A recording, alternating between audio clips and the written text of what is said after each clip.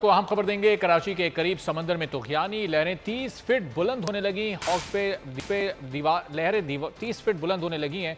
अहम खबर आपको दे रहे हैं। कराची के करीब मुख्तलिफ साहिलों पर इस वक्त तूफानी देखी जा रही है, जहां पर 30 फीट बुलंद लहरें मौजूद हैं।